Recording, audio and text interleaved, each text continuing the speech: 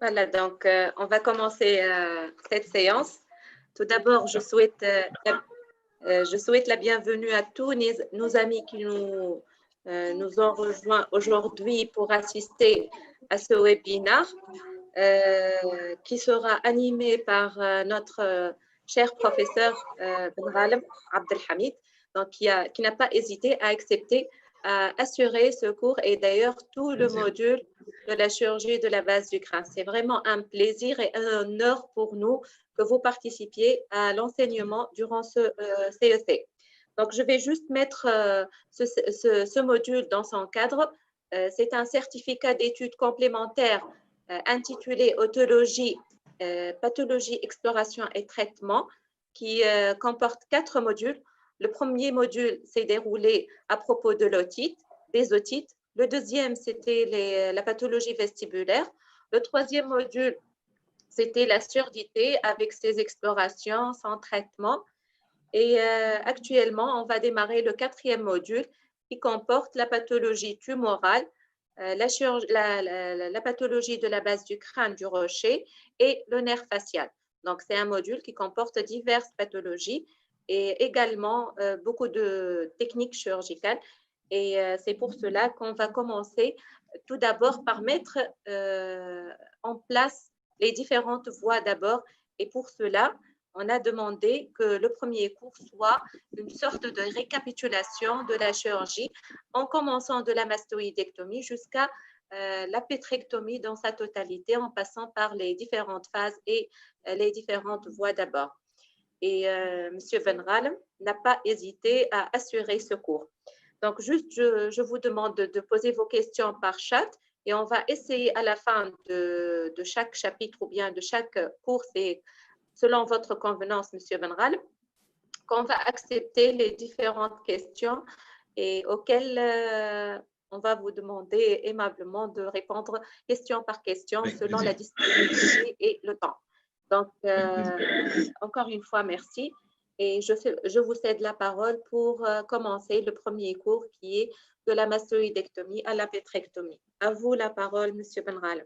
Merci, Taina, merci beaucoup. Je voudrais d'abord vous adresser mes vifs remerciements. Vous savez, vous vous rappelez, cette initiative a été prise par vous et professeur Achour à la dernière PAFOS en Tunisie, à Hammamet, et c'était un véritable bonheur pour moi d'accepter et un honneur de faire cet enseignement sur la chirurgie de la base du crâne qui me passionne, comme vous le savez, depuis 1986 et qui est pour moi une formidable opportunité pour cette collaboration arabo-arabe, sud-sud, Maghreb-Maghreb et que l'on puisse vraiment échanger nos expériences. Et cela va vraiment dans le sens de votre service, qui est je sais que c'est un service pilote, le service d'ORL, chirurgie cervico-faciale de SFAC, c'est un service pilote, et j'adresse mes amitiés à madame le professeur Sharfuddin et mes amitiés au chef de service, à l'ex-chef de service, professeur Orbal. Et je sais très bien, vous savez très bien que j'ai participé physiquement et directement sur place, présentiel, aux échanges avec votre service, et c'est vraiment un honneur. Je voudrais surtout aussi vous remercier de m'avoir donné l'opportunité et gracieusement de faire ce partage aussi avec non seulement les collègues, les jeunes, les moins jeunes collègues tunisiens qui ont adhéré à ce CEC, mais aussi je voudrais vous remercier au nom de tous les Marocains auxquels vous avez permis et vous avez envoyé, j'ai vu la liste d'envoi de toutes les clés d'ouverture de ce webinaire et de pouvoir permettre aux collègues marocains d'assister à cet enseignement. Vous m'avez demandé de parler de la mastoïdectomie à la pétrectomie, c'est-à-dire que l'on va aller du plus simple, puis progressivement au plus compliqué. Et dans ces transitions des voies d'abord, vous savez qu'on a un module qui, je pense, va traiter de la pathologie de l'angle poncto-cérébelleux. Et on va certainement revenir sur beaucoup de ces voies d'abord dans les tumeurs de l'angle pontocérébelleux, les méningiomes, les neurinomes, dans les tumeurs glomiques, dans les kystes épidermiques, dans les pétrectomies qu'on va voir tout à l'heure. Et donc, on va pouvoir faire un tour d'horizon de l'ensemble de ce rocher qui est un véritable labyrinthe, pas seulement de l'oreille interne, mais le rocher en lui-même est un véritable labyrinthe. Donc, vous allez voir qu'on va partir crescendo sur des bases, et je m'en excuse pour les seniors et les moins jeunes, il y aura des éléments fondamentaux de base sur lesquels on va passer pour pouvoir asseoir un plan et une trame sur laquelle on va construire progressivement la chirurgie de la base du crâne, en tout cas la chirurgie de la base du crâne moyenne et postérieure. Alors, nous allons commencer par, rassurez-vous, hein, c'est vraiment un rafraîchissement parce que tout cela, c'est du prérequis. L'anatomie, c'est du prérequis. On ne va pas faire d'anatomie fondamentale. Le rocher, vous savez où est-ce qu'il se situe, quels sont ses constituants, la linéaire temporalis qui va vers le zygoma, l'écaille, la pointe, la mastoïde. Tout ça, c'est du prérequis, on n'y reviendra pas. On reviendra certainement progressivement sur les éléments constitutifs de la mastoïde, puisque nous allons commencer par la mastoïdectomie, à savoir l'antre, les cellules sous-antrales, les cellules de la pointe, le sinus latéral. En fait, tout ce que vous savez déjà, tout ce que les ORL de base savent déjà, à savoir la systématisation cellulaire, la cellularité de la mastoïde, qui est fondamentale dans la chirurgie, mais aussi dans la compréhension de l'aération, dans la compréhension de la pathologie. On le verra dans la compréhension de l'extension des cholestéatomes, qu'ils soient de la mastoïde ou des cholestéatomes pétreux. Alors, ce rocher, la radiologie va revenir très souvent. La radiologie est fondamentale dans la mastoïdectomie, dans la chirurgie de la base du crâne, particulièrement le scanner, parce que le scanner est le meilleur moyen, et professeur M. Namnif vous le dira quand elle fera le module sur l'exploration radiologique, pour explorer l'os, il n'y a rien de mieux que le scanner. Et pourquoi le scanner dans la mastoïdectomie, dans la pétrectomie, dans la chirurgie du rocher? Parce que d'emblée, il va nous donner un certain nombre d'éléments. La position du sinus latéral, la position du golfe de la jugulaire, la cellularité, la position du conduit, l'obliquité du conduit, la position de la carotide.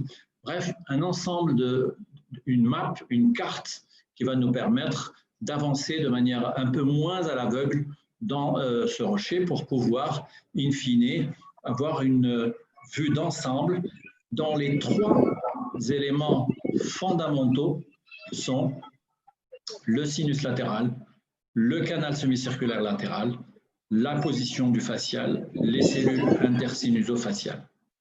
Tout cela, on va y revenir dans le détail et en images et en vidéo, mais il fallait remettre cela, cette mastoïdectomie, il y a du bruit, je crois qu'il y a des interférences. Tout cela, on va le remettre dans le contexte avec des photos et des vidéos. Alors, comment définir une mastoïdectomie? C'est du b.a.-ba, c'est du prérequis. C'est l'acte chirurgical qui va permettre de réséquer les cellules mastoïdiennes. Rien de bien particulier. Et ce qui est important à savoir, c'est que la mastoïdectomie, ça peut être un acte thérapeutique. On a une mastoïdite aiguë, fluxionnaire. En faisant une mastoïdectomie, on éradique le foyer infectieux. Mais aussi, elle peut être exploratoire. Quand on va chercher, par exemple, un facial, une décompression du facial. Ou elle peut être une voie d'abord. Et on verra les différents types de ces mastoïdectomies, ou alors elle peut être un premier temps d'une voie d'abord plus large, ce que vous disiez tout à l'heure, toutes les voies péripétreuses ou toutes les voies transpétreuses vont commencer pratiquement dans la majorité, sauf les suspétreuses, par une mastoïdectomie. Ceci est important, on les verra, vous n'en faites pas toutes une à une. Alors, les indications de la mastoïdectomie, encore du prérequis. Quand on a une mastoïdite, quand on a une otite moyenne chronique, on vient de le dire, on voit d'abord pour une implantation cochléaire, dans les voies transpétreuses, dans une décompression de sac, il faut absolument, pour ceux qui continuent encore à en faire, faire une mastoïdectomie pour décomprimer un nerf ou pour une pathologie tumorale. Mais ce qu'il y a un message à passer, c'est qu'il y a une grande différence entre une vraie mastoïdectomie réglée et le fameux entre guillemets, parce qu'il n'est pas fameux du tout, c'est l'histoire du puits antral. Et je vous montrerai les catastrophes qu'on peut avoir sur le puits antral. Donc, il faut bannir ce concept de puits antral parce que c'est un petit trou exigu qui ne met en évidence aucun repère habituel ou indispensable de la mastoïdectomie, qui sont l'antre, le canal semi-circulaire, le sinus latéral, le mur du facial et le plan du nerf du facial. Donc, il faut d'emblée passer ce message pour les moins jeunes, abolir le concept de puits antral. On ne va pas se jeter sur une mastoïdectomie ou une pétrectomie ou une translabyrinthique, pardon, sans imagerie, sans exploration fonctionnelle. Vous allez tout de suite comprendre pourquoi. D'abord parce que c'est indispensable. Ce sont des pathologies qui nécessitent une exploration fonctionnelle auditive parce qu'elles intéressent le système auditif, qu'il soit transmissionnel ou perceptif, mais aussi parce qu'on a besoin d'une carte d'imagerie tomodensitométrique, IRM, angiographie, angio-IRM dans la pathologie vasculaire, pour qu'on sache où on va et pour qu'on ait un plan de travail. Donc, et mieux que ça, nous allons le voir sur la deuxième partie lorsqu'on parlera des cholestéatomes pétreux, il est impossible de poser une indication de voir d'abord si on n'a pas une exploration radiologique et surtout aussi une exploration fonctionnelle. Parce que c'est la combinaison entre le statut auditif, la map de la radiologie et éventuellement la fonction faciale qui va nous permettre de choisir une voie plutôt qu'une autre. N'oublions pas aussi que dans cette mastoïdectomie, dans ce rocher, on peut avoir des pathologies infectieuses, notamment cholestéatomateuses ou des cholestéatomes étendus, déséquilibrés et infectés. N'oublions pas qu'il faut, avant d'aller sur une mastoïdectomie, une anthracicotomie, une cure d'un cholestéatome, préparer par une antibiothérapie, équilibrer les tares, emboliser pour les pathologies glomiques et vasculaires. Donc, tout cet élément doit être pris en charge avant de se jeter sur la chirurgie. Alors justement, on va se jeter sur la chirurgie et on va parler de la mastoïdectomie et des techniques chirurgicales. Quelque chose encore de prérequis, pour faire une mastoïdectomie, il faut fraiser. Avant, ça se faisait au burin, et là, on le fait au fraisage. Je ne rentrerai pas dans les détails du matériel, vous avez tous été dans un bloc, je parle des moins jeunes, et il faut juste savoir qu'il y a des règles à respecter par rapport au matériel. Pour faire une mastoïdectomie correctement, il faut qu'on ait un moteur pas forcément très rapide, mais un moteur puissant. Donc ce qui compte, ce n'est pas la vitesse du moteur. Vous pouvez avoir des pièces à main démultiplicatrices avec bague rouge qui sont extrêmement rapides, mais si la force du couple de rotation est faible, eh bien vous allez chauffer la pièce à main, vous allez chauffer le moteur. Si vous utilisez des fraises, sachez que les fraises doivent être neuves. On considère que les fraises, c'est comme un bistouri. Quand vous utilisez un bistouri, vous le jetez. On ne va pas jeter des fraises, en tout cas pas dans notre contexte, mais dans d'autres contextes, ils utilisent les fraises une seule fois. Donc, il faut utiliser des fraises coupantes. Il faut savoir que les fraises usées sont plus dangereuses que les fraises coupantes. Eh bien, comment ça se fait? Eh bien, les fraises usées, par exemple celle-là, si vous voulez qu'elle soit efficace, il faut appuyer. Plus on appuie, et plus on a de risques d'échapper et de problèmes de blessures ou de graves conséquences sur les sinus latérales, sur le facial, sur la chaîne ossiculaire. Alors qu'avec une fraise neuve, il suffit juste de gommer et d'effacer progressivement l'os que l'on veut fraiser. Et deuxième et troisième et dernier concept, c'est que tout le monde a peur des grosses fraises, alors que les grosses fraises sont les moins dangereuses parce qu'ils ont un pouvoir de pénétration, un rayon, un diamètre qui est beaucoup plus gros qu'une petite fraise. Voici ici un exemple de dangerosité qui associe le puits antral. Ne regardez pas la mastoïdectomie, hein, elle est faite pour rattraper, mais sur un puits antral avec une petite fraise, c'est quoi? Eh bien, on est directement dans le canal de Fallope. Le fascial est coupé à cause du puits antral et à cause d'une petite fraise. Donc, tout ça peut paraître des évidences, mais ce n'en est pas. C'est important de les souligner. Alors, il ne faut jamais fraiser dans un puits, ça vous le savez. Il ne faut jamais fraiser en compression, ça va chauffer l'os, brûler l'os, chauffer le moteur et la pièce à main. Il faut une irrigation, comme on disait, il faut que ça pleuve, il faut que l'irrigation soit très abondante pour laver la poussière d'os, pour refroidir la fraise, pour refroidir et éviter les brûlures de l'os. Quand ça saigne, eh bien c'est très simple, dans l'os, il faut utiliser une diamantée. Alors, voyons maintenant les différents temps de la mastoïdectomie ou ce qu'on peut faire à travers une mastoïdectomie. Pour faire une mastoïdectomie sur la corticale de l'os temporal, eh bien, il y a le triangle. Ce n'est pas le triangle des Bermudes, on ne s'y perd pas. C'est un triangle parfaitement codifié. Il est très important d'avoir définitivement en tête ce triangle parce que c'est ce triangle qui est salvateur et qui détermine les landmarks et détermine les frontières. Ce triangle, on a l'impression qu'il est virtuel. Oui, dessiné comme ça, il est virtuel.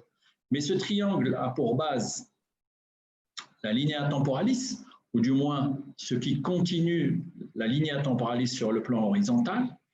Il a pour limite antérieure la tangente ou le mur du fascial qui est la paroi postérieure du conduit auditif externe, et pour grand côté, la projection du nerf, du sinus latéral.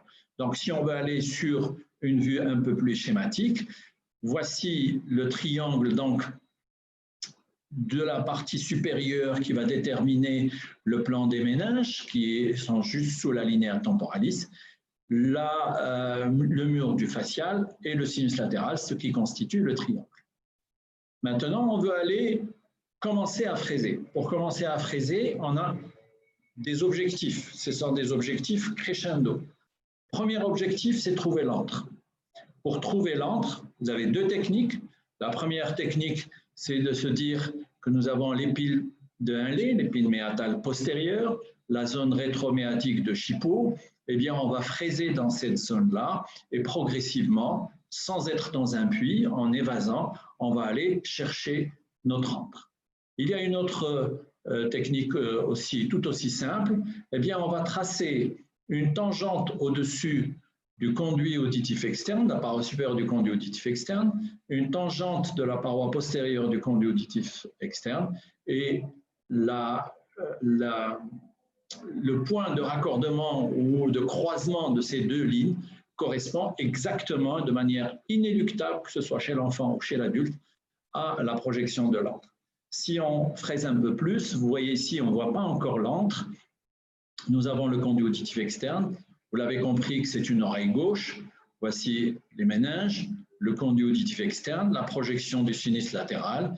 Eh bien, si on projette cette tangente de la paroi supérieure et de la paroi postérieure, eh bien, on va se retrouver exactement au point de croisement à la projection au niveau de l'antre. Si vous retenez cet élément anatomique d'orientation, eh bien, on ne peut plus rater l'antre. Donc, théoriquement, on devrait trouver et arriver à ce genre d'image avec une mastoïdectomie, avec le triangle, les méninges, la linea temporalis, le conduit auditif externe, le sinus latéral.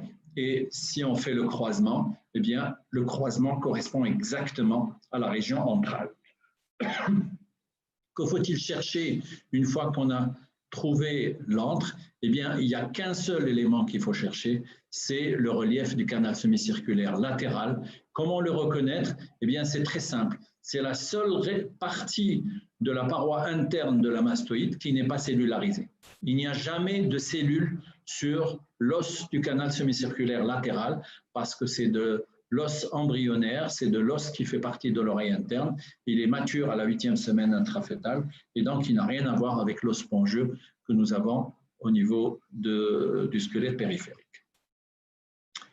Alors, on dit toujours, oui, c'est bien, la mastoïdectomie, ça c'est dans les conditions idéales. Mais qu'est-ce qui se passe lorsque on a, par exemple, une procidence du sinus latéral? Ça veut dire, est-ce qu'on ne peut pas faire de mastoïdectomie? Et d'autres vidéos, mais je vous ai montré l'extrême, je voudrais vous montrer celle-là qui est extrême. Pourquoi elle est extrême? Parce que d'abord, c'est une voie translabyrinthique, hein, c'est pour un urinum assez volumineux, un grade 4. Et ensuite, c'est parce que le sinus latéral est pratiquement collé, c'est une oreille droite. Vous voyez, ça c'est le conduit auditif externe et le sinus latéral est pratiquement collé au conduit auditif externe. Peut-on faire une mastoïdectomie? Nous sommes en train de faire un DU, un cours d'otologie d'otoneuro de base du crâne. Et bien là, on est parfaitement autorisé à squelettiser le sinus latéral, à squelettiser et impacter le golfe de la jugulaire et pouvoir passer, plus que transmastoïdien, pour pouvoir passer en translabyrinthique malgré cette énorme procidence du sinus latéral. Donc le sinus latéral n'est pas une contre-indication à la mastoïdectomie et encore moins à la translabyrinthique. La mastoïdectomie peut être élargie à cause de la pathologie, mais aussi à cause de l'objectif de cette mastoïdectomie.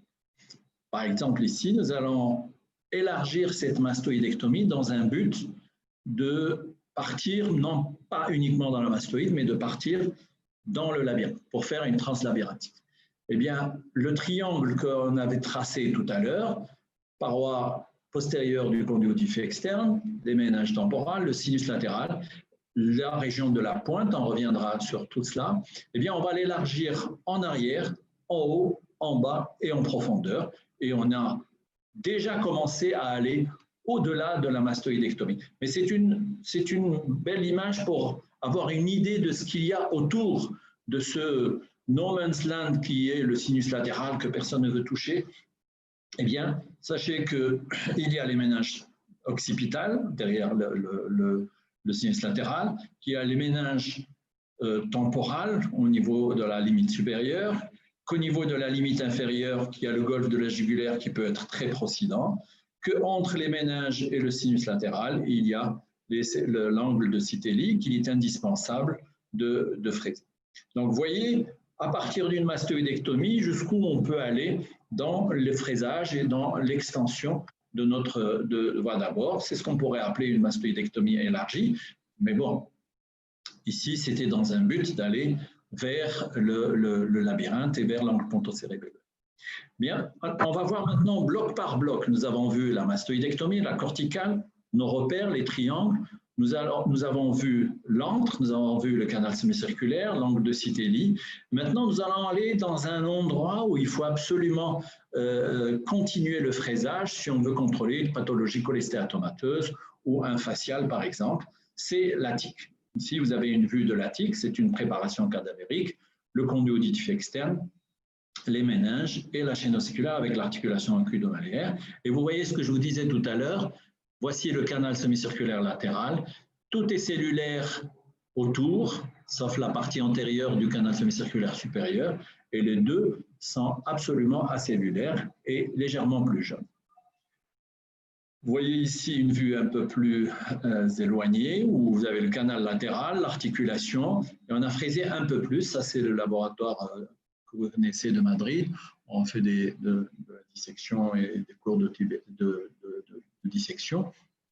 Et on va commencer à aller un peu plus loin. Et il ne faut pas hésiter, même avec une chaîne normale, à fraiser cette cheminée, à fraiser ce tunnel, mais cela va être conditionné par cette distance entre le conduit auditif externe et les méninges temporales, et ça va complètement changer parfois la donne pour certaines interventions.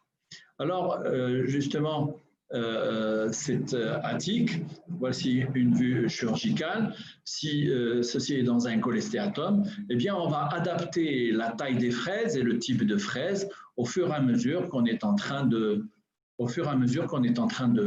fraiser pour pouvoir aller encore plus loin jusqu'à pouvoir, et on le verra sur des vidéos tout à l'heure, on peut aller jusqu'au géniculé, seulement par la voie transmastoïdienne extralabyrinthique entre les méninges et le conduit auditif externe. on ne peut pas ne pas parler du conduit auditif externe dans la mastoïdectomie, en tout cas dans la pathologie cholestéramatoseuse et dans la cophochirurgie, parce que des fois, il est indispensable de fraiser une épine myatale antérieure, de fraiser une épine myatale postérieure, l'épine de Henle, de fraiser le tympanal, pour pouvoir, in fine, avoir un conduit cylindrique et on peut contrôler en péropératoire la pathologie et pouvons laisser en post-opératoire un contrôle immédiat sans être obligé de changer avec l'optique, avec l'endoscope, aller dans les méandres du conduit auditif externe. Ceci était une parenthèse, ça fait partie en tout cas des accessoires ou des gestes adjuvants à la mastoïdectomie. Voyons un peu ce qu'on peut faire à travers une mastoïdectomie. On peut faire une chirurgie de l'angle pontocérébelleux, on peut faire une chirurgie du sac endolymphatique.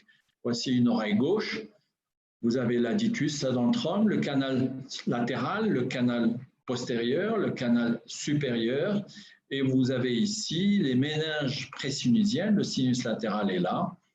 Et si on veut tracer la ligne de Donaldson, eh bien, moi, je ne trace pas la ligne de Donaldson, je trace une ligne qui va du canal semi-circulaire latéral en allant vers l'arrière, ou une bissectrice entre le canal latéral et le trajet du facial.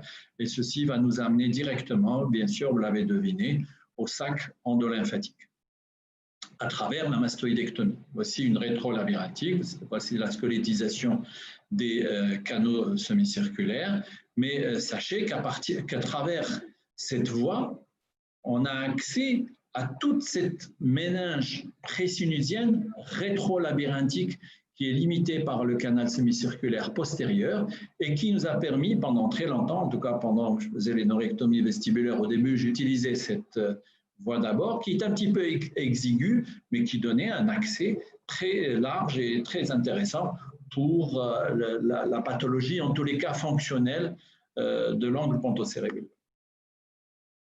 Il y a une région qui est un petit peu sous-estimée, qui est aussi un peu ambiguë, qui est la région de la pointe. Et il y a des pathologies qui vont vers la pointe, et on le verra tout à l'heure dans la vidéo, particulièrement dans les cholestéatomes pétreux, particulièrement dans les cholestéatomes congénitaux chez l'enfant, où on peut avoir plusieurs locules qui vont vers la pointe, particulièrement aussi vers les cholestéatomes extrêmement infectés qui vont descendre vers le bas et qui peuvent s'étendre vers le bézold ou vers même des médiastinites. Mais ça se fait à travers de la pointe de la mastoïde. Et on va voir, pour résumer un peu tout ce qu'on vient de voir sur la mastoïdectomie, eh bien, on va voir une vidéo qui est toute fraîche, hein, elle date du 29 juin, donc il y a 4 jours. Donc voici une mastoïdectomie pour un cholestéatome, sauf que le cholestéatome est très étendu, très inflammatoire, malgré la préparation dont on parlait tout à l'heure. Une préparation adéquate peut faciliter la chirurgie. Voici ce que je fais systématiquement malgré les années de chirurgie de la mastoïde. Je trace systématiquement mon triangle et je dois m'imposer de fraiser dans ce triangle. Un petit mot sur le fraisage. Regardez, je vais changer ma cadence de fraisage exprès pour vous dire, ça c'est une cadence normale, c'est-à-dire on va lisser et fraiser d'un point A vers un point B, mais ce qu'il ne faut pas faire, c'est, voilà ce qu'il ne faut pas faire. Ce geste-là, il ne faut pas avoir l'air de faire vite alors qu'on est juste en train de faire superficiel et dangereux. Donc, il faut éviter de fraiser rapidement sans contrôle. Deuxièmement, il faut être toujours dans un plan égal. Il ne faut jamais fraiser la partie supérieure du conduit auditif externe, car si on abaisse le conduit auditif externe, on peut avoir une migration de cholestéatome par la suite. Voici les deux lignes dont je vous parlais, la ligne tangentielle du conduit auditif externe, la ligne tangentielle de la paroi postérieure, l'autre c'était la partie supérieure.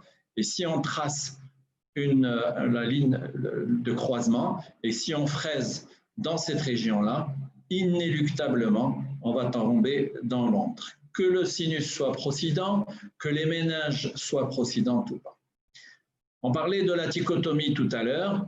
Tout geste, à partir du moment où on a ouvert l'antre, tout geste doit se faire de l'intérieur vers l'extérieur. Car si vous avez une belle fraise bien coupante et que vous faites une échappée vers l'extérieur, ça va être vers le muscle ou vers l'écarteur. Mais si on fait une échappée vers l'intérieur, ça peut être sur le fascial annule ou sur le canal latéral. On va adapter progressivement nos fraises pour pouvoir passer d'un groupe cellulaire vers un autre. Ici, on est dans le groupe intersinuso-facial. On va amorcer le virage de la pointe. Puis, progressivement, on va vers le groupe des cellules de Citelli. Et on va aplanir et sculpter cette mastoïde jusqu'à progressivement ne plus avoir de cellules qui saignent.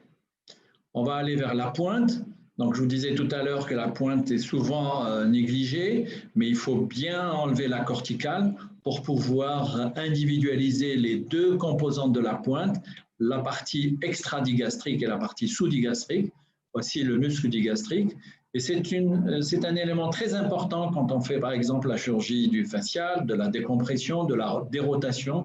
Eh bien, il est très important de fraiser cette pointe jusqu'à la pointe, la partie antérieure du digastrique pour pouvoir arriver au trou stylomastoïdien et avoir un repère éventuellement pour faire à rebours la remontée ou la descente du canal de Fallope.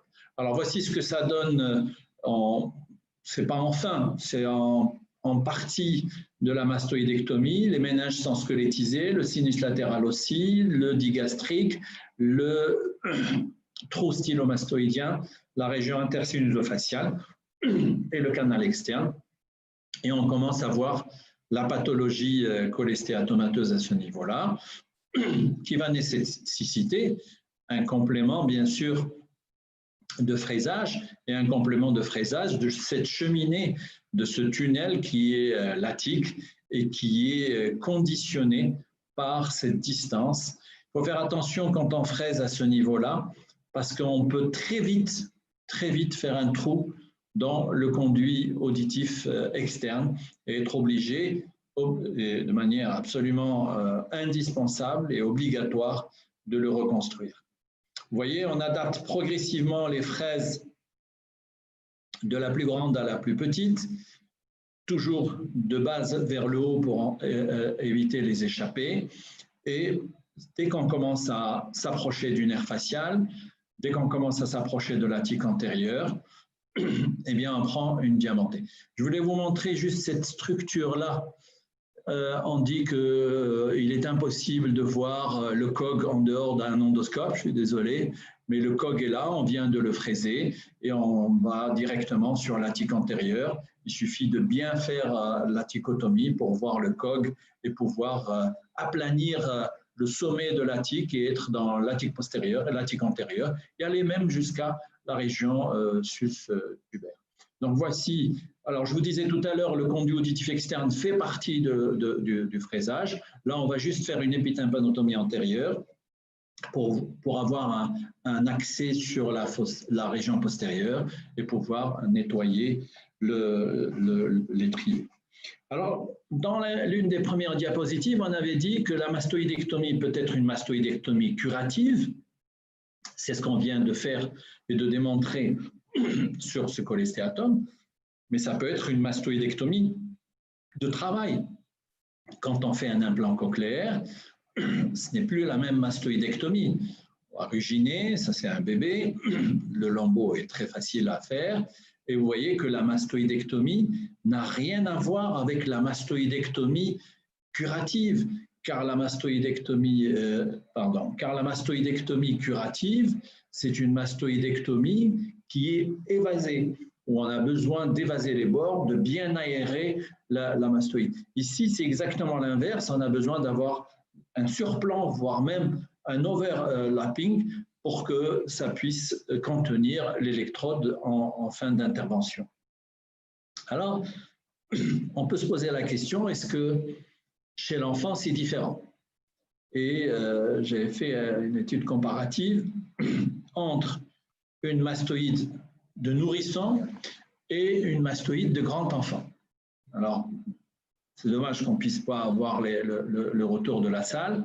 Si je vous demandais de me dire où est la mastoïde du nourrisson et où est la mastoïde du grand enfant, peut-être à part la consistance ou à part la taille, eh bien, il n'y a absolument aucune différence et je peux vous le révéler.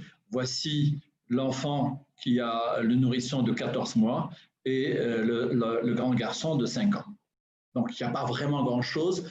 Peut-être que chez le nourrisson, l'antre est un peu plus exclusif, un peu plus seul autour de… parce que c'est la première pneumatisation qui se fait dans la mastoïde. Il est impossible de parler de mastoïdectomie sans parler de tympanotomie postérieure. Et là encore, la tympanotomie postérieure peut être une tympanotomie postérieure curative lorsque vous trouvez du cholestéatome.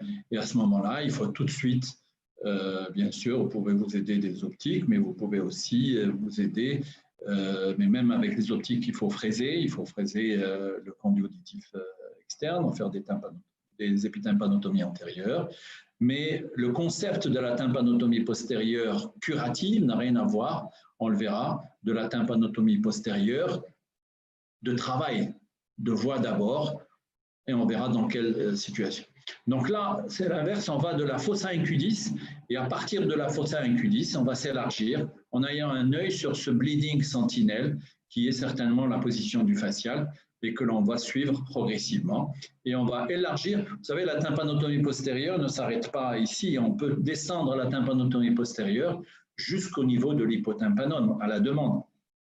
On reconstruira ou on ne reconstruira pas, il vaut mieux reconstruire, en tout cas partiellement, mais le concept de la tympanotomie postérieure curative, en tout cas dans le cholestéatome, est une tympanotomie postérieure à la demande jusqu'au contrôle. Vous voyez ici, maintenant on arrive à contrôler par la tympanotomie, mais aussi en mettant les instruments dans le conduit auditif externe.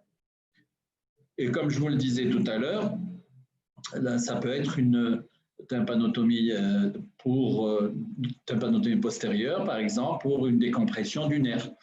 Alors, les règles sont les mêmes.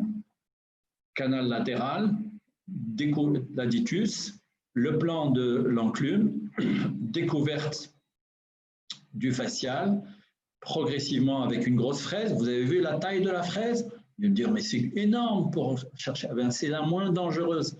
Parce que celle-là, elle ne va pas rentrer dans le canal de Fallope, elle ne va pas rentrer dans le conduit auditif, dans le conduit du facial, dans le canal de Fallope. Et donc, privilégier les grosses fraises car elles ne sont pas pénétrantes. Ce qui permet de lisser le nerf facial sur toute son étendue. Et on commence à voir ici la corde du tympan, l'émergence de la corde du tympan. Et on commence la tympanotomie postérieure. Ici, ce n'est pas pour un implant cochléaire. Ici, c'est pour pouvoir faire… La vidéo n'a pas démarré. La vidéo n'a pas démarré? Oui. Ah, la dernière, celle-ci, oui. Moi, elle est en cours chez moi. Vous ne l'avez pas? Non, on ne la voit pas. Et là, vous ne la voyez pas? Non plus? Non, non plus. C'est pas grave. Désolé. Donc, c'était pour vous montrer une décompression et l'utilisation de la tympanotomie postérieure pour individualiser le facial. J'ai fait la même chose pour voir est-ce que c'est plus difficile de faire, maintenant vous le savez, est-ce que c'est plus difficile de faire une tympanotomie postérieure chez l'adulte, chez l'enfant ou le grand enfant? Eh bien, c'est à peu près la même chose. Je ne sais pas si vous faites du monitorage pour l'implantation cochléaire, par exemple, sur l'enfant. Je n'en fais pas. Ce qui est important, c'est d'avoir dans l'anatomie dans les yeux et pouvoir exactement respecter les mêmes règles que l'adulte ou quelle que soit l'indication. Je vous parlais au tout début de bannir et d'abolir le puits antral. Voici un patient qui a eu une mastoïdectomie, qui a eu une chirurgie de l'oreille moyenne, qui a eu un puits antral et qui s'est réveillé avec une paralysie grade 6. D'accord? En voyant ce patient, donc je l'ai repris, et en ouvrant, on trouve ce trou avec du coagulum glial au milieu. Et quand on va un peu plus loin, on se rend compte que ce n'est pas l'antre, que l'antre est beaucoup plus haut et que la ditus est là et que le canal est ici. Donc, si on fait un puits antral, si on fait un trou sans savoir où est le canal latéral, eh bien, on va continuer à chercher le canal latéral jusqu'à rentrer dans le fallope. Et vous vous rendez compte que ce fascial a été complètement sectionné par la fraise qui a exactement la même taille que ce trou. Donc, c'est vraiment un micro-puits antral. Et il a fallu, bien sûr, greffer avec un greffon intermédiaire. C'était une parenthèse, mais pour justifier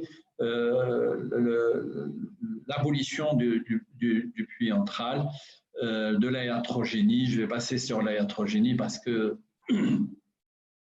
ça prendrait aussi un webinaire. Une fois qu'on a fait cette mastoïdectomie, je vais vous montrer quelques images de ce qu'il y a derrière la mastoïdectomie. On les reprendra quand on fera les translabyrinthiques, par exemple, et les transpétreuses. Eh bien, il y a les canaux. Et ces canaux, vous connaissez maintenant leur disposition par rapport à ce triangle mastoïdien, canal latéral, canal postérieur, canal supérieur. Là, on est au tout début, on va pouvoir commencer à les sculpter, canal latéral, canal postérieur, canal supérieur, ceci est une oreille droite. Et on peut, encore dans un autre cas, voir que la disposition peut un petit peu changer par rapport à la structure du rocher. Et là, c'est une translabyrinthique, on va commencer à ouvrir ce qu'on appelle la ligne grise, où on peut commencer à voir l'endoste, et vous voyez la perfection de la perpendicularité entre le canal latéral, le canal postérieur et le canal supérieur, sauf que le canal supérieur, il est dans un niveau plus profond que celui des canaux latéraux, du canal latéral et du canal postérieur. Voilà le latéral ouvert, le postérieur ouvert et le supérieur qui est ouvert. Et vous voyez qu'il est dans un plan beaucoup plus profond. Ceci, c'est à peu près la même chose en fort grossissement. Et vous voyez ici sur un rocher gauche où vous avez le canal semi-circulaire supérieur et on commence déjà à voir le vestibule, la cavité vestibulaire, qui est la cavité où vont venir confluer tous les canaux semi-circulaires. Et ça, c'est une des vues de Madrid, du laboratoire de Madrid. Et vous avez de très belles dissections où on voit en relief un peu le canal latéral, le sinus latéral, le bloc labyrinthique, la tympanotomie postérieure, le facial. On commence à voir vraiment le facial et les cellules sous-faciales. Et ici, très bien sculpté, donc le canal latéral, le supérieur, le postérieur, le sinus latéral, les méninges, et ça vous donne une idée un peu de la situation du labyrinthe par rapport au nerf facial. Vous avez accès à ces images quand vous voulez. La deuxième partie de l'intitulé, c'est, on a commencé par la mastoïdectomie, ses indications, sa technique, sa définition, ses indications et sa technique. Et maintenant, on va faire exactement la même chose pour la pétrectomie. Et on peut dire aussi pétrosectomie, c'est tout aussi correct. Pétrectomie, c'est plus facile et plus rapide. Et la pétrectomie est un sac fourre-tout, en fait, qui est le fraisage de la pyramide pétreuse. Et dans ce fraisage de la pyramide pétreuse, eh bien, c'est une exérèse de l'ensemble, conduit auditif externe, l'oreille moyenne, oreille interne. Ça vous rappelle quoi? Eh bien, ça vous rappelle une transe labyrinthique, ça vous rappelle une transe otique, ça vous rappelle une transe cochléaire, ça vous rappelle une infratemporale de type B, et j'en passe. Et ça vous permet d'arriver, d'avoir une exentération de l'ensemble des travées cellulaires du rocher. Et je pense que votre choix de faire mastoïdectomie, pétrectomie, puis cholestéatome pétreux est un excellent choix parce que c'est une excellente introduction à la deuxième partie. Donc la pétrectomie, en fait, c'est quoi? C'est d'aller au-delà de la mastoïde et pouvoir fraiser toutes les cellules du rocher, les travées rétrosigmoïdes, rétrofaciales, sous-faciales, rétrolabyrinthiques, suslabyrinthiques, infralabyrinthiques, péricarotidiennes. Ça vous rappelle rien? Ah ben, ça devrait vous rappeler la classification des cholestéatomes pétreux. Et on y reviendra tout à l'heure. La capsule otique peut être conservée si on ne veut pas faire de transe cochléaire. On peut faire une transe otique, mais on peut aussi faire une transe cochléaire, transe otique pour aller jusqu'à la carotide interne lorsqu'on veut aller, par exemple, sur le clivus. Je vous montrerai tout à l'heure quelques exemples. Donc, stricto sensus, le terme de pétrectomie subtotale comprend l'ablation de l'oreille interne, mais pas du nerf facial. Il ne doit subsister que l'apex pétreux avec l'artère carotide interne. Le nerf facial, on peut le déroter vers l'arrière. Et on peut limiter cette exérèse à l'oreille moyenne et ce sera une pétrectomie externe, mais c'est une appellation un peu biaisée parce que ça ressemble plus à une mastoïdectomie qu'à une pétrectomie externe. Et on va suturer le conduit auditif externe cutané en doigt de gant, on le verra mieux en vidéo, et arrivera le problème de l'oblitération et de la fermeture. Je vais énumérer les indications de la pétrectomie et on verra de manière plus concrète les indications de la pétrectomie. Ça peut être une otite chronique avec cophose, les tumeurs de l'oreille, les fistules de liquide céphalorachidien. Ça va faire partie aussi d'un module sur les lésions traumatiques avec licorée, autolicorée. Les cholestéatomes, c'est ce qu'on va voir en fin d'après-midi. Les fractures du rocher, on va les voir aussi dans un prochain cours. On peut les faire aussi en association avec une voie neurochirurgicale, des transotiques, ou infratemporales, comme je vous disais tout à l'heure. Quand on veut faire une implantation cochléaire. Bref, voici les exemples. Excusez-moi, c'est en anglais, c'est ce que j'avais présenté dernièrement. Pour une otite chronique avec une cophose, où on veut faire une exclusion, eh bien on fait une pétrectomie. Quand on a des tumeurs de l'oreille moyenne, que ces tumeurs glomiques par exemple, eh bien on les verra dans le module des tumeurs glomiques, eh bien ce sera une infratemporale de type A avec une association à la demande en fonction, si c'est un grade C ou un grade D, à la demande, une pétrectomie. En cas de fuite de LCR, qu'elles soient quand elles sont d'origine autologique, eh bien, dans les autolicorées, on va pouvoir ou devoir faire une pétrectomie. On fait des pétrectomies pour les cholestéatomes pétreux. On va en parler en exclusivité tout à l'heure. Dans la pathologie fracturaire, lorsqu'on a une destruction importante, une cophose et que cette oreille n'est plus fonctionnellement valable, eh bien, on va tout colmater en faisant une pétrectomie. Quand on a des pathologies comme les nôtres, et tout ce que je vais vous présenter, ce sont des séries des patients personnels, quand on a des pathologies comme ça, une translabyrinthique ne suffit pas, une rétrosigmoïde ne suffit pas. D'ailleurs, j'ai dû faire une translabyrinthique, rétrosigmoïde, transotique, transcochléaire pour ce jeune. Eh bien, c'est tout le rocher, par exemple. Quand on a des tumeurs de ces tailles qui vont vers le clivus, et je vous montrerai tout à l'heure, eh bien, il n'y a pas d'autre solution que de faire une association de translabyrinthique, transotique et pétrectomie. quand vous avez des schwannomes de cette taille, quand vous avez des glomus de grade D avec une composante intradurale, une infratemporale de type A ne suffit pas. Il faut l'étendre vers la pointe du rocher. Voici un méningiome pétroclival. Je montrerai un exemple en vidéo tout à l'heure, ou un cholestéatome de l'angle ponto-cérébelleux.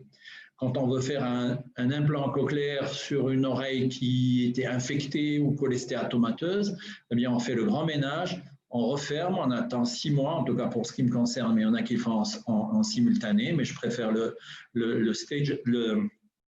reporter. Eh bien on fait une pétrectomie, on met l'implant, on colmate tout. Quand il y a un risque de Gusher, quand il y a une ostéoradionécrose, quand on a des cholestéatomes de l'apex, on le verra tout à l'heure, ou des granulomes à cholestérine, qui est un diagnostic différentiel.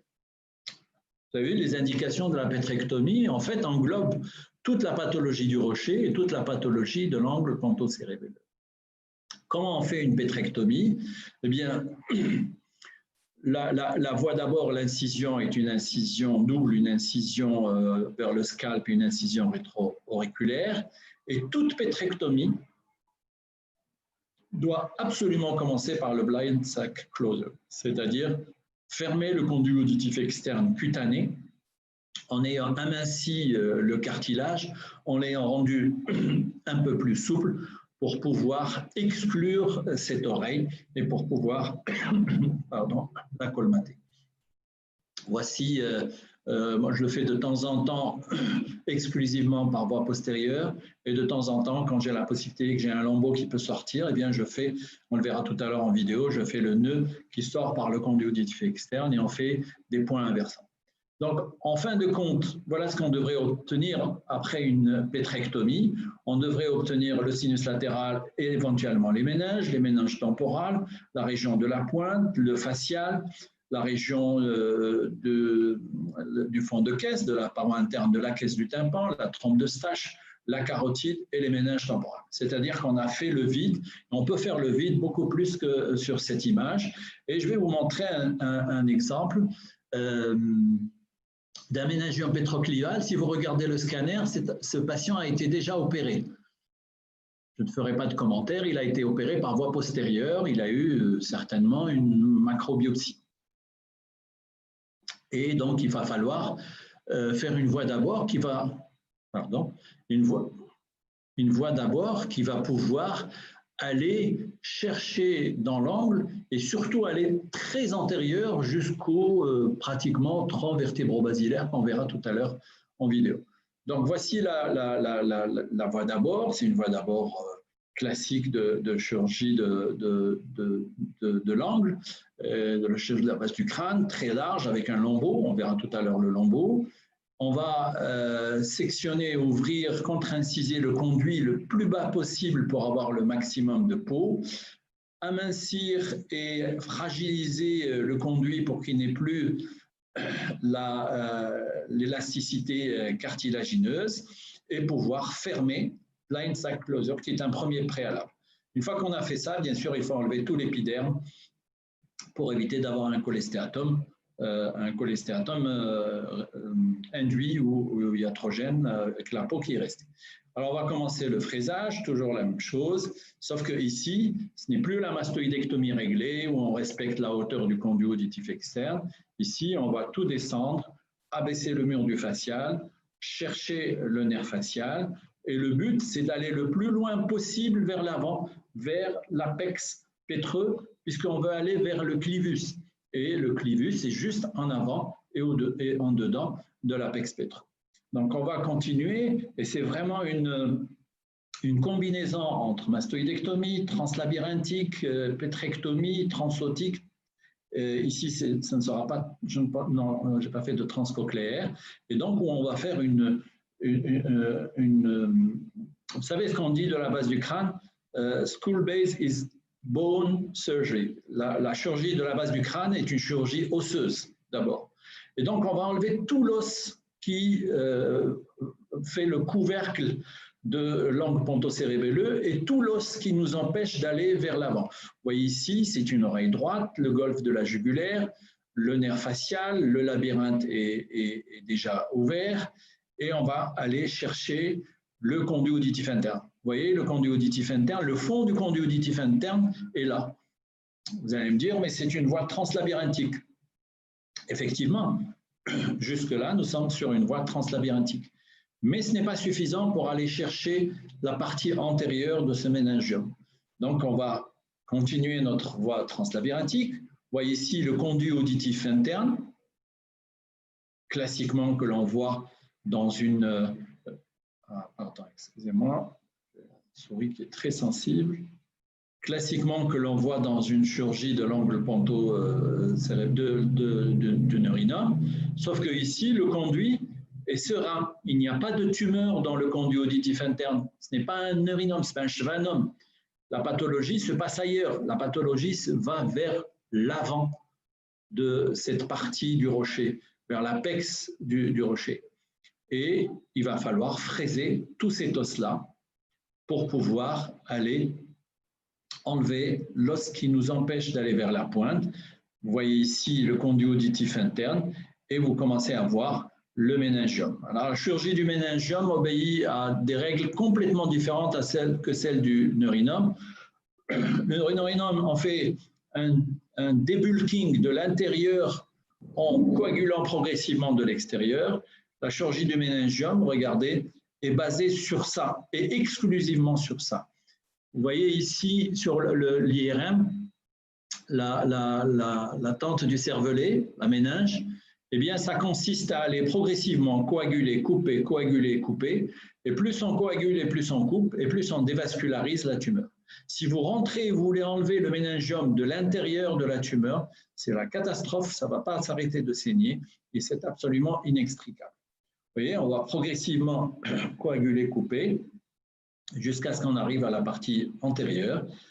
Et on se rend compte qu'il y a encore de l'os ici qui nous empêche d'aller vers la partie tout à fait antérieure. Eh bien, qu'à cela ne tienne, on le fraise et on revient coaguler, couper la base d'implantation du méningium jusqu'à ce qu'on le libère. Regardez, il est libéré entièrement, complètement et uniquement disséqué au niveau de sa base d'implantation, ce qui permet de l'enlever en totalité et d'avoir pu préserver.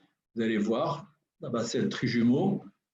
Ici, vous allez avoir le pédicule acoustico-facial qui est parfaitement conservé, le tronc cérébral. Et après, voilà ce que ça donne en vue globale. Vous voyez, ça, c'est le nerf facial, ce n'est pas le conduit auditif externe, le sinus, le golfe de la jugulaire, et on est parti jusqu'au niveau du clivus avec une exérèse totale. On peut faire cette pétrectomie aussi pour des neurinomes géants, comme je vous l'ai montré tout à l'heure. Ça, c'est la confection du lambeau, qui est très important pour la fermeture. Voici le blind sac closer avec les points inversés qui vont sortir vers l'extérieur et pouvoir fermer le conduit auditif externe.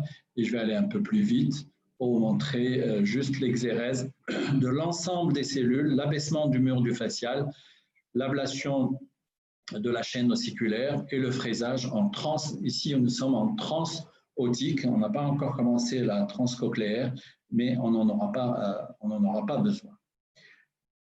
Ça, on le verra dans le cholestéatome pétreux. Je vais vous le passer.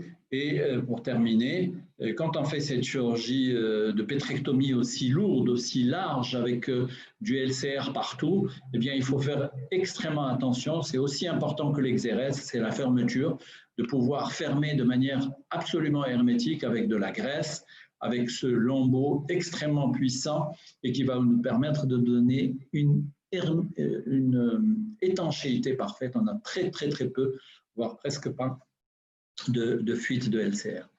Donc, si on veut conclure sur cette première partie de mastoïdectomie à la pétrectomie, il est important de partir de choses simples avec un prérequis. C'est quoi le prérequis? C'est la connaissance parfaite de l'anatomie fondamentale. C'est absolument incontournable. Et la connaissance parfaite de l'anatomie chirurgicale du rocher. C'est C'est un bloc osseux, c'est un labyrinthe avec plein d'éléments nobles à l'intérieur et il faut absolument le conceptualiser dans l'espace en 3D, dans l'esprit. L'idéal, bien sûr, c'est de faire le maximum de dissections et je vous encourage vraiment à en faire le maximum là où vous voulez, là où vous pouvez, là où il y a des coups, là où il y a des rochers, parce que c'est là où on apprend. La chirurgie de l'os temporal, vous peut aller de la simple mastoïdectomie à la pétrectomie, mais parfois vous partez sur une mastoïdectomie et vous retrouvez avec une pathologie qui n'était soit pas vue à la radiologie ou qui était sous-estimée à la radiologie ou qui a évolué entre le temps où le scanner a été fait et la programmation de l'intervention. Donc, il faut savoir qu'est-ce qu'il y a derrière une mastoïde classique, qu'est-ce qu'il y a derrière une mastoïdectomie classique et pouvoir changer de fusil d'épaule et passer à la base du crâne et non pas à la cophochirurgie. Fondamental, l'exploration radiologique préopératoire, l'exploration fonctionnelle préopératoire et on va voir la combinaison maintenant avec les cholestéatomes pétreux. Il faut savoir aussi qu'il y a un élément fondamental. Tout à l'heure, je parlais aussi du canal semi-circulaire latéral, mais s'il y a un élément qu'il faut garder en tête en termes de repérage, en termes de fil conducteur, c'est certainement le nerf facial. Vous pouvez utiliser le monitorage, je l'utilise qu'à partir de la chirurgie de l'angle, mais vous pouvez l'utiliser aussi le NIM, qui est important. Et on ne peut rien faire, on ne peut pas faire une tympanotomie postérieure, on en parlait encore ce matin, on ne peut pas faire une tympanotomie postérieure ou un implant cochléaire si on ne voit pas le fascia, si on ne sait pas où il se trouve, parce que c'est vraiment l'élément, le fil conducteur. C'est un ami, ce n'est pas un ennemi, c'est lui qui nous permet de nous diriger un petit peu dans ce labyrinthe du rocher. Je vous remercie en tout cas pour cette première partie. Je ne sais pas ce que vous voulez. Est-ce qu'on enchaîne? Est-ce que vous voulez une pause? Est-ce que vous voulez poser des questions sur la mastoïde? C'est à votre... Oui, je vous félicite pour cette excellente présentation illustrative, didactique. On a vraiment profité de votre expertise et votre expérience. C'est excellent. Donc, j'ai quelques questions pourtant. Donc, tout d'abord, pour le fraisage du conduit auditif externe lors de la tympanotomie postérieure, est-ce qu'il y a des particularités de ce fraisage? Est-ce qu'il faut aller raffiner jusqu'à quelle épaisseur tout en étant en sécurité? Donc, on ne risque pas de perforer le conduit et non plus on ne risque pas d'avoir une zone de tympanotomie qui est cachée. À peu près l'épaisseur qu'il faut garder lors de la tympanotomie postérieure pour le conduit auditif externe. Alors, c'est ce que je vous disais tout à l'heure par rapport au... Je crois que ça va bugger. Je crois que mon ordinateur va bugger. Mais bon. Non. Oui. Ça va, vous voyez un peu ce rond-là qui... Oui, il va certainement bugger, mais je reste avec vous. En fait, voilà, le PowerPoint va bugger, mais il revient. Ça tombe bien qu'on fasse les questions. Vous avez mis sur une première diapositive que le conduit auditif externe n'est pas un cylindre vertical, c'est un cylindre qui est oblique vers l'avant. Et quand on part sur la mastoïdectomie et sur la tympanotomie postérieure, il arrive à un moment où on a la base du conduit auditif externe qui est plus large que le haut. C'est-à-dire la partie supérieure du conduit est fine, mais la partie basale du conduit, là où il y a le facial, est épaisse. Et donc, il faut qu'on garde 2 mm d'épaisseur, et sur ces 2 mm d'épaisseur, que l'on garde comme référence et qu'on descende progressivement. Si on va au-delà, on perfore. Pas grave, il faut mettre du cartilage et une aponévrose. Si on garde trop épais, on n'arrivera jamais au facial. Donc, il faut que ce fraisage soit harmonieux, progressif, parallèle, et surtout parallèle à l'obliquité du conduit auditif externe, qui n'est pas vertical, qui est oblique vers l'avant. Ne pas oublier que c'est une pyramide, c'est comme un barrage. Le haut est fin et la partie basse est épaisse. Et c'est là où il faut fraiser. D'accord. Donc, pour le repérage du nerf 7, vous l'avez dit, il faut le faire de façon systématique. Pour la voie sous-faciale, quand est-ce qu'il faut la faire? On va le voir sur le cholestéatome pétreux. D'accord. Que je n'arrive pas à ouvrir. Donc, pour d'autres questions, quand est-ce qu'il faut exclure l'oreille? Est-ce que vous le faites pour des trucs anatomiques où on n'arrive pas à reconstruire ou plutôt pour tout ce qui est non fonctionnel tout simplement?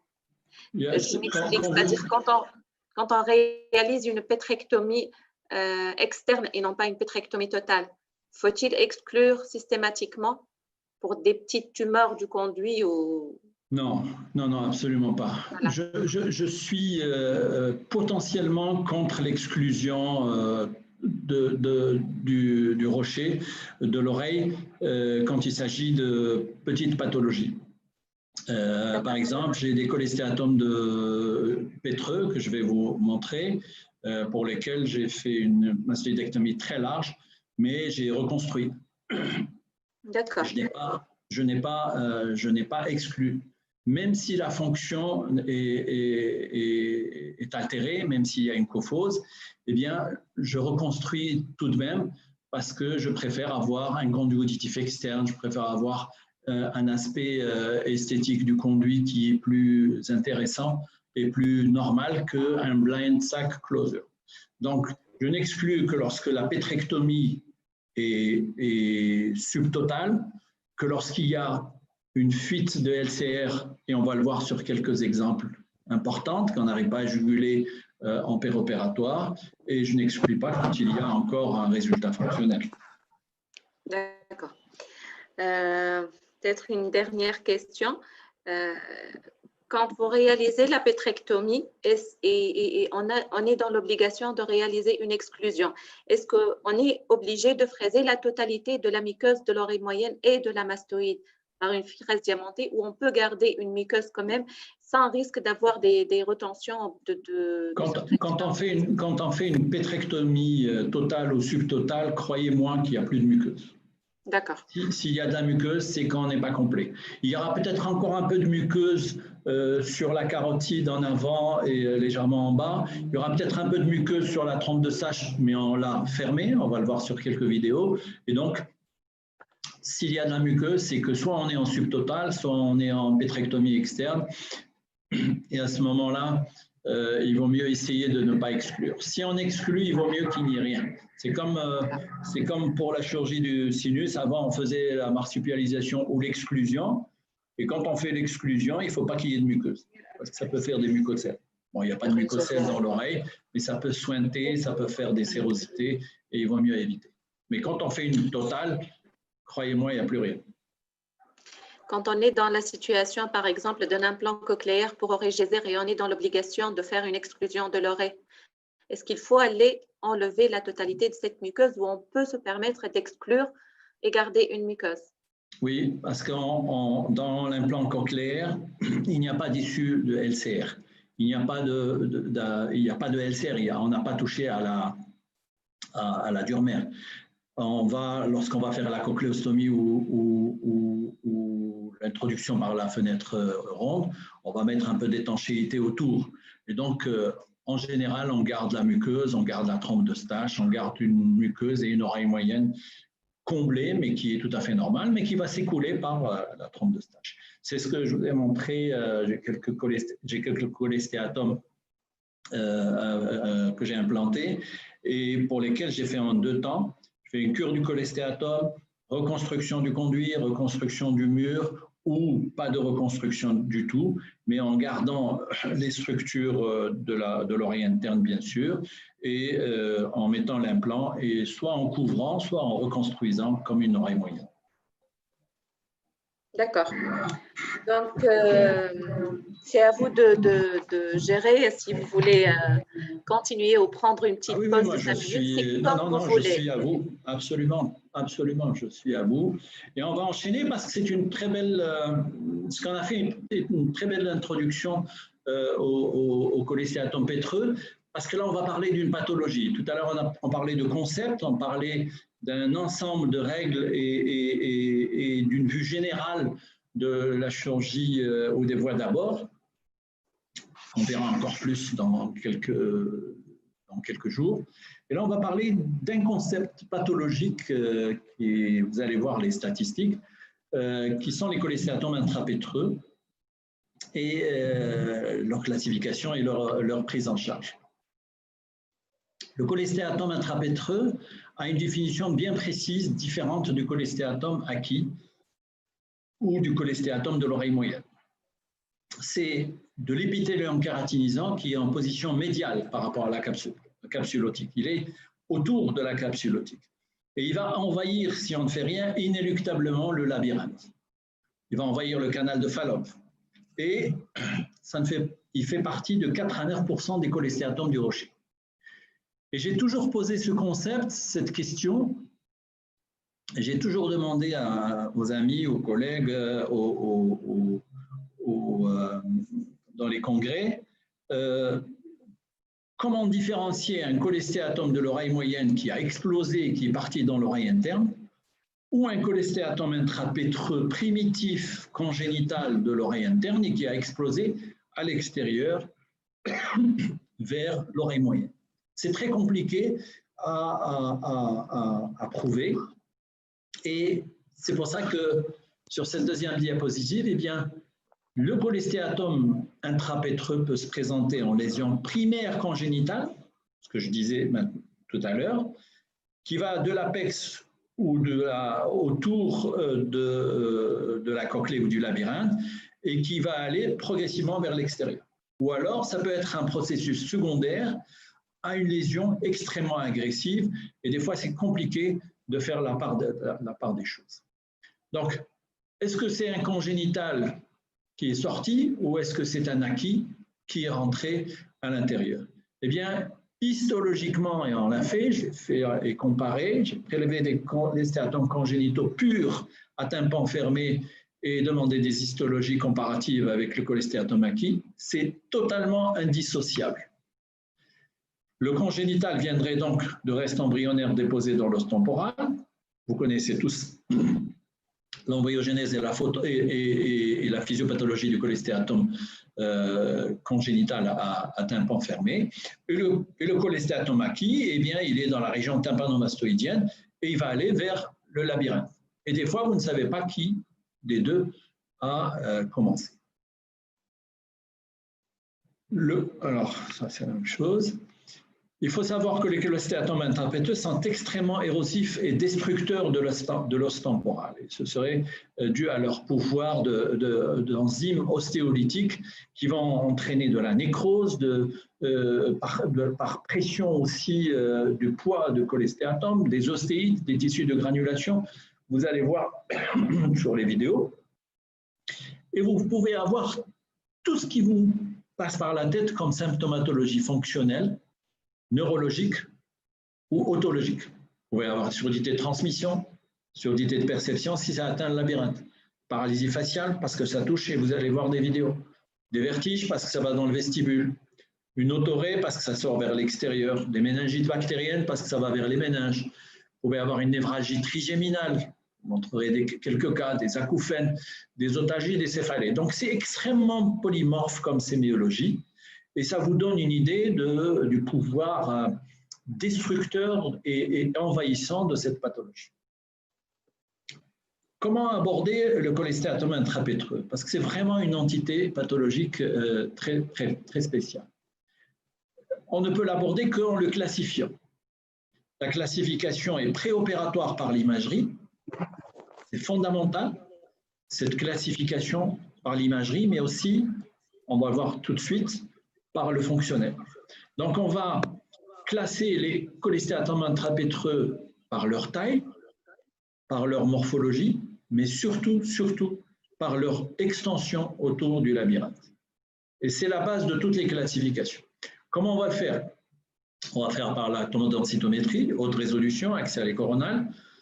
Là, je parle sous contrôle de EMNA. Par l'IRM T1 pondéré, T2 pondéré, l'IRM en diffusion, EPI et non-EPI. Elle vous montrera tout cela beaucoup mieux que moi. Je vais juste vous montrer ce qui nous intéresse, nous, par rapport à la classification. les classifications du cholestératome intrapétreux sont nombreuses. Elles ont évolué de 2 classes. La première classe, c'était proposée par Fish. Et il distinguait le cholestératome supralabyrinthique qui allait au-dessus du labyrinthe et infralabyrinthique qui allait sous le labyrinthe et qui allait vers l'apex. Ça, c'était la classification de Fish. Puis Bartel a rajouté, non, mais écoutez, ce n'est pas suffisant, il y a une possibilité aussi, il y a des cholestéatomes intrapétreux qui vont en translabyrinthique, et c'est vrai, et qui vont aller directement dans le vestibule et dans la cochlée. Ensuite est venu Sana, Lazaro est arrivé, et en fait, il a dit, le cholestératome intrapétreux, c'est complètement dépassé les 2 classes ou les 2 catégories. Il faut le classer en 5 classes. Et c'est très, très judicieux, et c'est très anatomique, et c'est très anatomique par rapport à l'extension. Donc, on prend le labyrinthe, le bloc labyrinthique, et on va distinguer les supralabyrinthiques sur le labyrinthe, infralabyrinthique, les massifs qui rentrent entièrement, et c'est nos cas, dans le labyrinthe, les infralabyrinthiques qui vont vers l'apex, et ceux qui sont exclusivement dans l'apex. Donc, voici des exemples. Ceci est un cholestéatome. Si vous prenez le labyrinthe, vous avez les canaux semi-circulaires et la cochlée, ici, vous voyez là, c'est un cholestéatome supralabyrinthique. Si vous prenez celui-ci, vous avez le canaux semi-circulaire, la cochlée, eh bien, vous avez le canaux semi-circulaire, la cochlée, il évolue sous, il est infralabyrinthique. Là, vous voyez que c'est beaucoup plus gros, il est massif. Il est massif labyrinthique, il prend tout le labyrinthe. Ensuite, ici, vous avez infralabyrinthique, il est, regardez, il est sous le labyrinthe, mais regardez où est-ce qu'il va. Excusez-moi. Il longe la carotide. Et qu'est-ce qu'il longe quand il arrive à la carotide? Eh bien, on est dans le clivus. C'est ce qu'on a vu tout à l'heure dans le méningium du clivus. Eh bien, il va vers l'apex. C'est l'infralabyrinthique apical. Et enfin, les apicaux qui sont exclusifs. Il y a eu alors une guerre entre Sana et Moffat, mais une guerre ouverte qui s'est un jour déclarée en plein congrès. Et Moffat a présenté sa classification. En fait, sa classification est calquée sur celle de Sana. Et Sana a pris le micro, il s'est levé et il a rué dans les brancards. Il a dit c'est un plagiat, c'est ma classification. Et effectivement, elle est exactement la même. Il y a eu d'autres classifications de Charachon et de Martin qui n'ont pas tenu la route, car seule la classification de Sana actuellement est de mise, et sur laquelle il faut quand même rajouter la description de lésions intracérébrales qui peuvent être décrites à part. Alors voici ce que ça va donner radiologiquement sur des radiologies personnelles. Voici supralabyrinthique, vous voyez le cholestéatome au-dessus du labyrinthe. Vous avez ici supralabyrinthique qui va vers l'apex, ici c'est l'apex. Ici infralabyrinthique, vous voyez, sous le labyrinthe. Ici infralabyrinthique, mais qui va très loin vers l'apex. Ici, tout le labyrinthe est atteint, et ici, massive labyrinthique apicale, et ici, uniquement, ça c'est beaucoup plus rare, et c'est le diagnostic différentiel avec les granulomes à cholestérine de l'apex. Alors, voici quelques cas aussi en plus gros de la série, où vous avez ici massif supralabyrinthique qui va vers l'apex, qui va même vers le conduit auditif interne. Je vous montrerai une vidéo tout à l'heure. Ici, c'est massif apical. Ici, c'est infralabyrinthique. Ici, c'est infralabyrinthique apical. Ici, c'est supralabyrinthique massif. Regardez, la cochlée est complètement érodée. Voici d'autres cas, on va les voir. Si sur une chirurgie, sur une série, une durée de 20 ans, et sur 1700 cholestéatomes, 361 cas de cholestéatomes extrêmement envahissants, avec extension géante, 361 cas, et sur cette série, 79 cas seulement de cholestéatome, enfin seulement 79 cas de cholestéatome intrapétreux, c'est une série conséquente, mais quand vous la comparez au nombre de cholestéatomes de l'oreille moyenne, et bien sûr, on est dans les 4 ou 6% de la littérature. et 129 cas de cholestéatome sur 7700 de cholestéatome avec atteinte du facial, de carotide, de méninge, d'intracrânien, de récurrence. Donc, vous voyez la disparité statistique et aussi la disparité au niveau sémiologique et au niveau dangerosité des cholestéatomes intrapétreux. Comment les aborder? Comment les traiter? Eh bien, on va les traiter par rapport à la classification, mais pas seulement par rapport à la classification. Première possibilité, c'est ce qu'on vient de dire, l'oblitération de la cavité et la fermeture en blind sac closure. Mais on lui reproche le cholestéatome résiduel. C'est réglé maintenant avec l'IRM en non-EPI. On est tranquille. On peut surveiller. Les techniques ouvertes, c'est vraiment pas conseillé parce qu'il y a de l'infection, de la surinfection, et surtout dans les cholestéatomes intrapétreux avec ouverture de la cochlée ou des méninges ou du conduit auditif interne, vous allez avoir un flux de LCR. Donc, ce n'est pas une bonne chose. Les techniques ouvertes, c'est pratiquement à coup sûr une fuite de LCR avec surinfection. Donc, comment on va aborder ces cholestéatomes intrapétreux?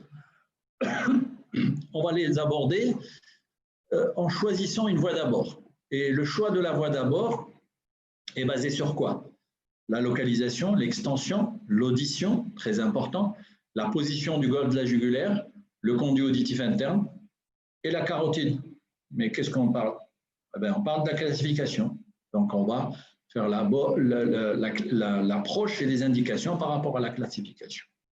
Quelle que soit la voie d'abord, on va essayer d'être le moins traumatique, le plus atraumatique possible par rapport au nerf facial, au golfe de la jugulaire, la carotide bien sûr, au sinus latéral, à la dure mère, mais ce n'est pas toujours évident avec ce type de pathologie. C'est une diapositive que vous avez déjà vue tout à l'heure, c'est qu'on ne peut pas aborder le cholestéatome intrapétreux sans la classification radiologique, mais sans l'exploration auditive fonctionnelle. C'est absolument fondamental. Exploration auditive fonctionnelle, mais pas seulement fonctionnelle auditive, mais fonctionnelle faciale aussi. Et donc, on va essayer de chaque type de cholestéatome de lui donner sa voie d'abord. Quelles sont les voies d'abord? Eh bien, on les a vues tout à l'heure, transotique, transcochléaire, pétrézectomie ou pétrectomie totale, infratemporale de type B modifié, et voie de la fosse moyenne qui est beaucoup plus rare. C'est vraiment les petits cholestéatomes sus-labyrinthiques, peu étendus, avec peu d'effets, avec peu de retentissement fonctionnel. C'est assez rare. En tout cas, c'est assez rare dans nos séries qui sont des séries de cholestéatomes et de pathologies géantes. Donc ça, c'est un schéma que vous connaissez très bien. Les voies infratemporales, c'est la voie infratemporale de type A, de type B, de type C. Le type C, on peut aller jusqu'au sinus caverneux en coupant malheureusement le trijumeau. Les voies trans et péripétreuses, les suspétreuses, on les verra quand on fera les neurinomes, les suspétreuses élargies, les transcochléaires, transotiques, labyrinthiques, rétro et rétrosigmoïdes, on en a parlé tout à l'heure. Et maintenant, on va aller poser, ça je pense que c'est vraiment la partie la plus importante de cet exposé, c'est de poser l'indication par rapport à la classification et par rapport à l'audition et par rapport au nerf facial. Si on a une forme supralabyrinthique, comme ici, et qu'on a une audition normale, eh bien, il faut préserver cette audition. Donc, on va aller soit par la fosse moyenne, c'est-à-dire la voie suspétreuse, plus ou moins transmastoïdienne, parce qu'on peut les combiner, ou on peut faire une pétrectomie subtotale, ce que vous disiez tout à l'heure, la pétrectomie externe, parce qu'on doit garder l'audition et bien sûr le facial. La suspétreuse, on y reviendra quand on fera les neurinomes encore une fois, qui est une voie endocrânienne mais extradurale, et qui est absolument formidable dans la chirurgie des neurinomes avec l'extension au fond du conduit auditif interne et audition conservée. Revenons au cholestéatome intrapétreux. Quand on a une forme supralabyrinthique avec une audition normale, on l'a dit, fosse moyenne transmastoïdienne, mais si on a une surdité sévère sur une forme supralabyrinthique qui a érodé la cochlée, translabyrinthique. Pas de discussion, pas d'effet, pas de sentiment, translabyrinthique car le cholestéatome est extensif. Il envoie la capsule otique, regardez ici, il est dans la cochlée, il n'y a plus rien à sauvegarder, si, le facial. Mais par contre, il faut faire une résection totale. Si on a une forme infralabyrinthique maintenant et que l'audition est normale, eh bien, il faut préserver l'audition et on va aller en transmastoïdien, mais comme elle est infralabyrinthique, on va passer derrière et sous le labyrinthe. Voilà une bonne indication de la rétrolabyrinthique qu'on a vu tout à l'heure. Ou alors, si on a une surdité de perception, pas de sentiment, translabyrinthique élargi. Vous voyez, qu'est-ce qu'on a maintenant? On a classification radiologique, exploration fonctionnelle de l'audition, et on va rajouter tout à l'heure sur cela le nerf facial. Si on a une forme infralabyrinthique qui va vers l'apex avec un facial normal, vous verrez une vidéo, eh bien on va aller en transotique, infratemporal de type B, et on va préserver le facial. Bien sûr, ici, l'audition est déjà partie puisqu'elle est transotique. Elle est infralabyrinthique et va vers l'apex. Donc, elle a traversé le labyrinthe. Si malheureusement, on a une paralysie faciale, et je vous montrerai des cas, eh bien, on peut associer une infratemporale de type B, transcochléaire, pour aller vers l'apex et aller chercher ce cholestéatome. Vous me posiez la question tout à l'heure par rapport à la voie sous-faciale. Voici une indication de la voie sous-faciale. Lorsque vous avez une infralabyrinthique, une extension infralabyrinthique, que vous avez un facial normal, eh bien, on peut faire une transotique ou on peut faire une transmastoïdienne avec fraisage des cellules sous-faciales. C'est ce que je fais aussi de plus en plus et on le verra dans les tumeurs glomiques. Et c'est ce que je fais pour le glomus de la semaine dernière. C'est de type C, c'est une exérèse en laissant le facial à 360 degrés en pont et en pouvant passer au-dessus et au-dessous du nerf. Si on a une massive labyrinthique, eh bien là, il n'y a plus d'audition. Il faut préserver le facial, il faut aller en transotique, il faut absolument sauvegarder le facial. Si on a, comme nos extensions, une massive labyrinthique apicale, si l'audition est normale, le facial est normal, infratemporal de type B, on ne touche pas à la cochlée, on ne fait pas de transotique. Si on a une perception sévère avec un facial normal, infratemporal type B, transotique, puisqu'on a une perception sévère, donc on ne perd rien. Mais si, malheureusement, et je vais vous montrer un cas, une surdité sévère et une paralysie faciale, à ce moment-là, il faut faire transcochléaire, dérouter le facial, le reconstruire, le couper, l'anastomoser. Il faut tout faire pour le reconstruire et le rendre plus fonctionnel. Et malheureusement, sur ce que nous avons sur les cholestéatomes intrapétreux inclassables, ça c'est inclassable, dans quelle catégorie vous allez le mettre? Eh bien, c'est la voie d'abord qu'on disait tout à l'heure. Vous arrivez, vous le savez déjà, eh bien, il faut aller à la demande, et ça, en général, ça se termine par des pétrectomies totales et en fonction de l'état du facial, de reconstruction ou pas. Alors, un petit peu avant de passer au cas clinique, eh bien, 59% des cholestéatomes intrapétreux ont une paralysie faciale préopératoire, avec des variations de 20 à 64%. Ça, c'est un article de notre ami Milan Profan de 2000 et qui retrouve un petit peu ce qu'on retrouve. Et en général, c'est au niveau de la deuxième, première et au niveau du coude du facial que le nerf est atteint. Le pronostic donc, du facial est important, aussi important que le pronostic auditif. Un facial normal dans un cholestéatome intrapétreux est de bon pronostic, puisqu'on va tout faire d'une manière ou d'une autre, même si on le dérote, il va avoir un grade 3, mais totalement récupérable et régressif. Et il faut disséquer la matrice et on va voir comment. Voici un exemple. C'est un cholestéatome qui va très loin dans l'apex. C'est un supralabyrinthique massif et apical. Voici, c'est une oreille droite. Voici le nerf facial. deuxième portion, le géniculé est ici et le conduit auditif interne est là. Vous voyez ça, ce sont les nerfs pétreux, donc c'est le départ des nerfs pétreux. Si on veut déroter le nerf vers l'arrière, il faut les couper. Ça saigne un petit peu quand on les coupe. Voilà, on va sortir le nerf facial de son canal de Fallope. Ça, c'est la partie interne de la deuxième portion, puisque la caisse est là, la trompe de Stache est ici, le muscle du marteau est là, et on ne peut pas atteindre, voici ici le facial qui est déroté en arrière et protégé, et on ne peut pas atteindre l'apex si on ne fait pas une infratemporale de type P. C'est ça. Alors, c'est quoi?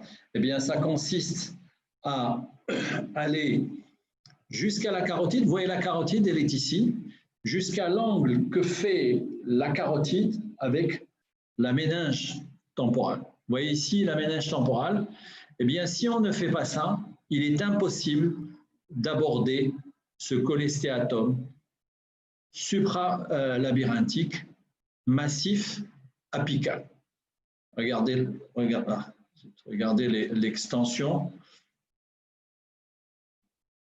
massive, la taille massive de ce cholestéatome qui est absolument inabordable si on ne fait pas une infratemporale. Et si on ne va pas, vous voyez ça? Ça, c'est la carotide. Vous la voyez? Qui est complètement squelettisée. Et on arrive enfin à l'apex.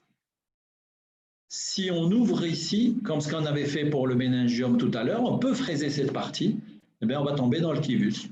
On va tomber dans la partie postérieure et supérieure du clivus avec le tronc vertébro-basilaire. Il ne reste plus qu'à enlever la matrice. Voilà ce qu'on disait tout à l'heure des cholestéatomes intrapétreux agressifs. Ceci est une reprise, c'est une patiente qui a été opérée et qui avait une paralysie faciale grade 6 qui ne récupérait pas. Et donc, c'est une reprise. Regardez le facial comme il est lésé, granulomateux, ce qui explique le grade 6. Eh bien, on va le déroter, couper les pétreux pour avoir un peu plus de longueur, pour avoir un peu plus de possibilité de faire une anastomose termino-terminale, parce que si on n'a pas de mou, on ne peut pas, il faut faire un greffon intermédiaire, le résultat est moins bon. Ça, c'est le moment le plus dur pour un chirurgien de l'oreille, c'est de couper avec des ciseaux extrêmement sharp, extrêmement coupants le facial, parce qu'il est impossible qu'il récupère avec ces granulations, et de pouvoir avoir des recoupes saines avec, heureusement, c'est la troisième portion, et vous savez que dans la troisième portion, ici sur ce schéma, vous voyez que le périnerve est épais, donc on peut faire des sutures, et après la suture, je rajoute un manchon aponévrotique pour pouvoir guider la repousse neuroaxonale. Ici, c'est dans l'angle pontocérébelleux. Je passe. Je vous disais tout à l'heure que la difficulté, quand le cholestéatome touche la dure mère, c'est de peler, c'est de décaper le cholestéatome de cette dure mère temporale. Là, c'est un autre cas. Vous voyez, c'est exactement la même configuration. On est dans l'apex. La carotide est ici. C'est un rocher droit. Et vous voyez que la dure mère est complètement envahie. Eh bien, il faut prendre le temps de la décaper. Et parfois, la matrice est très adhérente. Eh bien, il y a un moyen extrêmement simple et très efficace. Sous irrigation, vous brûlez à la bipolaire. Vous coagulez la matrice à la bipolaire et vous pouvez voir la publication, c'est extrêmement efficace et ça diminue le risque de récidive. Ici, c'est lorsque lorsque le cholestéatome va vers la carotide, eh bien, il ne faut pas laisser le cholestéatome, il faut avoir peur, mais pas trop peur de la carotide. Vous voyez, là, on est en train de la peler, il y a du tissu granulomateux, vous voyez, elle bat, et on est dans l'angle entre la carotide et la dure mère. Je vais vous montrer quelques exemples récents. Celui-là, il date d'avril. c'est ce que j'ai appelé dans mes montages cholestéatome intrapétreux interminable. Vous allez voir pourquoi il est interminable, parce que ça s'arrête. Donc, ouverture, on trouve ce cholestéatome assez typique sans matrice dans la caisse du tympan. Vous voyez, c'est l'ocule qui sont dispersés un petit peu partout. Et on va aller sur la mastoïdectomie. Toujours le triangle, toujours la même systématisation. Et voilà, on tombe sur le cholestéatome typique avec très peu de matrices individualisables par rapport aux lamelles, parce que l'origine embryologique fait que la matrice est plus fine et se confond avec le contenu. Et on va fraiser tranquillement en extra-labyrinthique. On va s'élargir un petit peu en arrière et élargir la tique. Et on se dit à un moment, ben, c'est formidable, j'ai plus rien. On regarde dans le conduit, on se rend compte que l'enclume est lisée, il n'y a plus d'articulation avec l'étrier, le marteau est retiré et on commence à se dire, eh ben, c'est formidable, on contrôle. Mais non, on ne contrôle rien. Regardez dans la gouttière postérieure, à travers la tympanotomie postérieure, et on soulève ce couvercle. C'est le couvercle qui cache les cellules supra-labyrinthiques. Regardez ce couvercle osseux. Et une fois qu'on a ouvert ce couvercle osseux, il y a du cholestéatome. Et quand on regarde derrière le canal de Fallope, vous avez vu ce que c'est? C'est le vestibule. C'est le vestibule, la fenêtre. Je vous le remontre et je fais un arrêt sur image. Regardez, le facial est là. La fenêtre ovale est ici, la platine est là. Et le cholestéatome est supralabyrinthique, invasif dans le vestibule, dans l'oreille interne. Et ça, c'est la cavité vestibulaire avec de la matrice. OK, on se dit, ben, on va nettoyer, et effectivement, le cholestéatome envahit la fenêtre. Voici le nerf facial qui est aussi à nu. Voici la matrice, vous voyez comme elle est fine, et si on ne fait pas attention, on peut en laisser. Et voici le cog qui a été aussi érodé. Et on se dit, ben, ce n'est pas suffisant, il faut s'élargir encore plus. Et si je n'avais pas de contrôle, eh bien, pas de problème, on enlève le conduit auditif externe, on descend en technique ouverte, pas de souci. On va se dire, eh ben voilà, formidable, on a tout nettoyé, la tique antérieure, le cog est ouvert, on est pratiquement sur le géniculé ici. On va utiliser la tympanotomie postérieure comme vision, et tout d'un coup, apparaît encore du cholestéatome. On dit, ben, c'est juste une petite cellule. Nettoyage du facial. Vous voyez la matrice sur le nerf facial qui est complètement à nu. Et on se dit, tiens, on a tout nettoyé, c'est parfait. Dernier nettoyage. Et vous voyez le facial, le vestibule qui est ouvert. Et encore, on continue. Et au premier coup de fraise, on tombe sur une autre travée. C'est interminable, je l'ai appelé interminable. Une autre travée de cholestéatome supralabyrinthique qui est extrêmement étendu, profond, invisible. Et si vous ne remarquez pas le petit bout de matrice le petit bout de nez de la pointe de la matrice, eh bien, on va laisser, regardez, on va laisser tout ça. Et ça, c'est où? C'est en supralabyrinthique, invasif. Le canal latéral est ouvert, le vestibule est ouvert, et voici enfin sa limite postérieure, supralabyrinthique. Et on va continuer. Regardez, qu'est-ce qui va se passer quand on va décoller la matrice du liquide céphalorachidien. Ça veut dire quoi? Ça veut dire que Si le facial, deuxième portion est là, géniculé est là, le retour du facial est ici, et donc c'est le conduit auditif interne.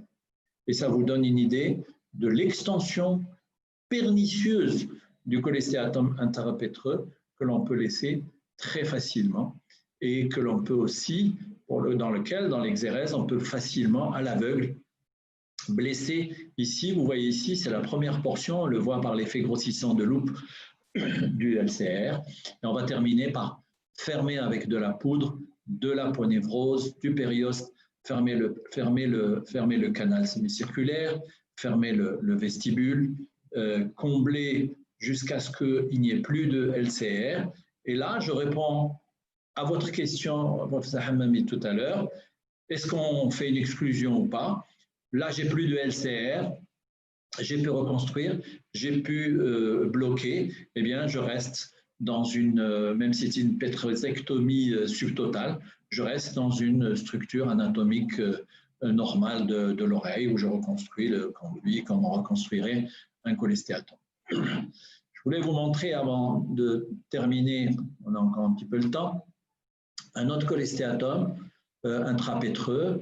Ici, la chaîne est encore continue. Donc, je fais la désarticulation avant de commencer à travailler le cholestéatome. Vous voyez le marteau, l'enclume.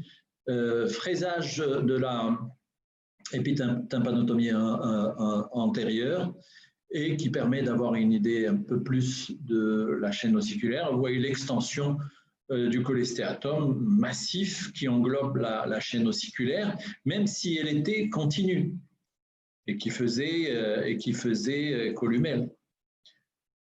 Mais ce n'est pas ce que je voulais vous montrer. Ce que je veux vous montrer, c'est l'extension et le rapport du cholestéatome avec, vous voyez, l'étrier est ici, avec le facial. Regardez la matrice qui est sur le facial. On va disséquer et le facial est totalement nu.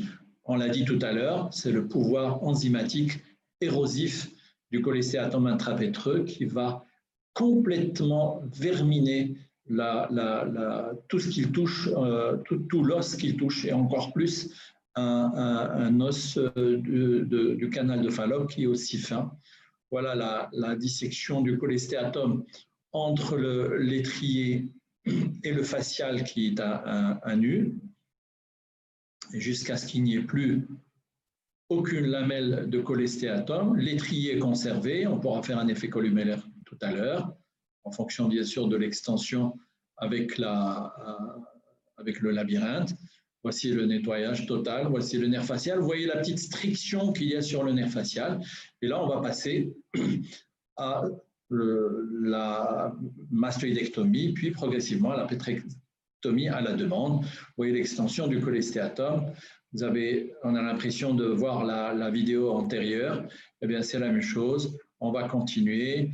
Atticotomie. Et ce que je voulais vous montrer, c'est ça. C'est le facial qui est sorti, qui est presque en sortie de son Fallope, qui a été totalement détruit. On a l'impression que le facial a doublé de volume ici dans sa deuxième portion. Le géniculé est là, mais le plus pernicieux, ça ressemble encore à celui de tout à l'heure. On est en supralabyrinthique et regardez, on est en supralabyrinthique et sous-facial, deuxième portion. S'il continuait, on aurait certainement eu une ouverture du conduit auditif interne tout à l'heure avec fuite de LCR. Fort heureusement, ici, il n'y avait pas d'ouverture du conduit auditif interne.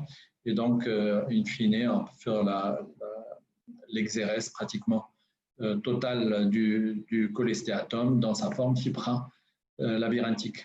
Ici, j'ai fait dans le fraisage une déhiscence du toit, du tegmen entry, que je reconstruis au cartilage. Et encore une fois, pour vous répondre, eh bien, je ne fais pas d'exclusion lorsque j'ai la possibilité de garder une anatomie et un conduit auditif externe normal avec une reconstruction comme on reconstruirait un cholestéatome de l'oreille moyenne.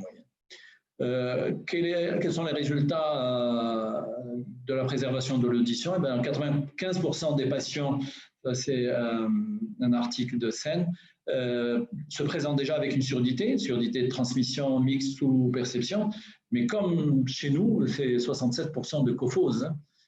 Ce n'est pas mes statistiques, mais celles de l'article, eh bien, ça retrace un peu ce que nous vivons. Alors, canal down, canal up, marsupialisation, c'est ce que j'ai déjà répondu à la question. Et la possibilité justement de pouvoir contrôler à l'IRM pousse plus à faire des techniques fermées, des canal up, avec des oblitérations pour des lésions extrêmement étendues avec atteinte de la dure mère et fuite de LCR. Et surtout la problématique de la matrice qui parfois n'est pas contrôlée, eh bien c'est un appel à surveillance et un appel à risque de récidive. Mais heureusement, le follow-up, le suivi avec le scanner en non-EPI, en résolution non écoplanaire, imaging, permet de résoudre ce problème. Donc, pour conclure sur les cholestéatomes intrapétreux, vous l'avez compris, c'est le diagnostic et le bilan d'extension. C'est la classification. Il n'y a que la classification. Et la classification ne peut se faire que sur un scanner parfaitement bien réalisé. IRM à la demande s'il y a une manifestation des symptomatologies neurologiques ou s'il y a une extension inhabituelle. Et ce n'est que avec la classification, avec le statut fonctionnel auditif et le statut facial qu'on peut adapter ou adopter une stratégie thérapeutique opératoire en adéquation avec cette classification. Et en péropératoire et en péropératoire, on va s'adapter. Vous avez vu, on s'est adapté à toutes les situations.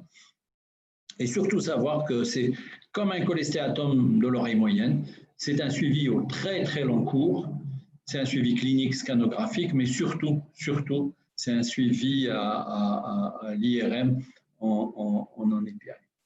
Voilà, j'espère que j'ai répondu à vos questions sur le cholestéatome intrapétreux. Je vous remercie. Merci à vous, merci pour cette excellente présentation encore une fois. On est vraiment chanceux de vous avoir et d'avoir assisté à cette présentation. Et donc, j'ai une petite question. Avez-vous recours à la voie endonasale pour aborder un collet de l'apex pétreux, donc combiné à la voie du transpétreuse? Parce qu'on a des collets qui peuvent atteindre même le sinus sphénoïdal. Est-ce qu'on peut avoir besoin d'une voie endonasale? Je l'ai fait sur des granulomes. J'ai pas de cholestéatome. Je n'ai jamais abordé un cholestéatome de l'apex par voie endonasale. D'accord. Parce que par la voie infratemporale de type B, et parce qu'avec la dérotation du facial vers l'arrière, j'arrive, vous avez vu pour le méningium par exemple, jusqu'au clivus. Oui. Mais par contre, sur des granulomes à cholestérine de l'apex, il est très judicieux, qui vont vers le sinus sphénoïdal, il est très judicieux de les aborder par voie endonasale et de faire juste une marsupialisation. C'est-à-dire on ouvre le sinus sphénoïdal, on voit par transparence le granulome, on fait une large ouverture du granulome et on laisse se vider. Et c'est complètement guéri. Il y a une autre voie pour les granulomes, ça ne répond pas à la question de cholestéatome pour les granulomes, c'est une voie extrêmement exiguë pour les marsupialiser dans l'oreille moyenne. C'est une voie qui passe entre le triangle tour basale de la cochlée, carotide et golfe de la jugulaire, par la voie de la paroi interne de la caisse du tympan. Et en faisant dans cette travée cellulaire, eh bien, on va directement dans l'apex pétreux. Et une fois qu'on a ouvert l'apex, eh bien, on laisse le granulome. Donc, pour répondre plus précisément à votre question, voie endonasale pour le cholestéatome, pour ma part, non. Voie infratemporale transpétreuse, plus confortable pour moi.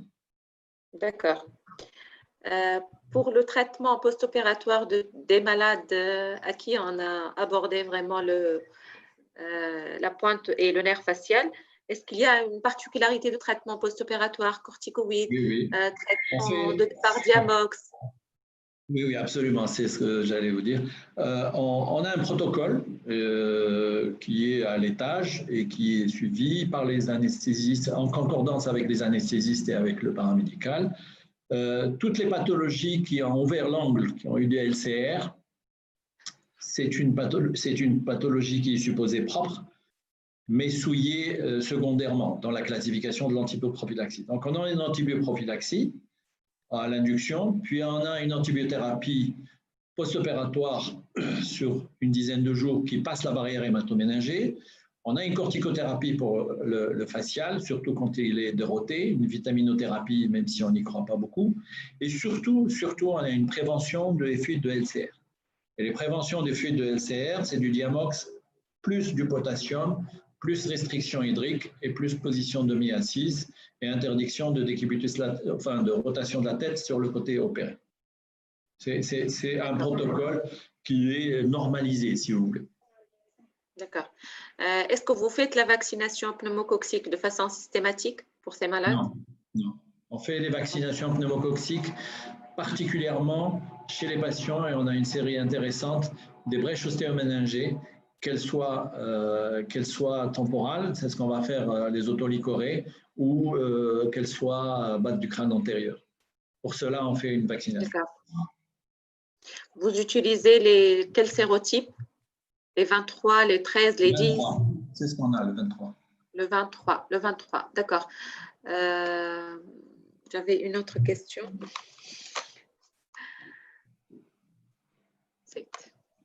Est-ce que les participants peut-être ont des questions J'ai essayé de suivre toutes leurs réflexions pour avoir les questions de tout le monde. Apparemment, ça plaît à tout le monde et il n'y a pas de questions. Ça veut dire que ça a été très clair. Formidable. Très bien. Voilà, ma dernière question a été par rapport à la rééducation vestibulaire. Est-ce que vous mettez les malades rapidement en rééducation vestibulaire quand vous ouvrez le vestibule ou plutôt à leur aise? Tous les patients à qui on a ouvert le vestibule, ce qu'on appelle les monolabyrinthiques induits, ont pratiquement 24 heures, ils les passent en soins intensifs, et dès qu'ils montent en chambre, ils ont un point de mire devant eux, et ils commencent la rééducation statique par la fixation et la fixation du point de mire. Dès qu'ils sortent de l'hospitalisation, eh bien, on préconise une rééducation vestibulaire soit au centre de rééducation vestibulaire, soit une rééducation vestibulaire à domicile en leur donnant des exercices avec les recommandations de marche sur une ligne à l'envers, à l'endroit, piétinement sur coussin mou, piétinement, station debout sur un pied puis sur l'autre, et ça permet d'avoir une rééducation vestibulaire à coût zéro. Mais par contre, ceux qui sont vraiment monovestibulaires et qui sont décompensés ou qui avaient un syndrome vestibulaire qui a décompensé avec la chirurgie, on les envoie plutôt dans le centre de rééducation vestibulaire. D'accord. Donc, voilà, je pense que j'ai fait le tour des questions qui ont été posées actuellement. Je pense qu'on pourra commencer la séance prochaine également s'il y a d'autres questions pour les aborder pendant une dizaine de petites minutes s'il y en a. On va leur laisser le temps d'assimiler tout ça et de trouver les questions là où ce n'est pas clair. Je vous félicite encore une fois pour ces deux présentations. Elles sont parfaites, excellentes, une très belle iconographie. Je vous en félicite. Merci encore d'avoir accepté de participer à ce cours. Et on se verra très bientôt pour de la semaine prochaine. La date est fixée pour ce vendredi prochain. Ouais, vendredi prochain pour les paragangliomes tympanojugulaires. Là, on va pouvoir aller dans l'infratemporal de type A et dans le facial. Merci en tout cas pour votre initiative et c'est un honneur et un plaisir de participer à cette belle expérience. Merci à vous, Téna, professeur Hammami, merci, professeur Achour, et merci à toute l'équipe. Merci. Merci, Aïcha, يعطيك الصحة. Très bientôt, portez-vous bien. À très bientôt. Merci, Bonjour à tout le vous monde. aussi. Merci Au revoir. beaucoup. Au revoir.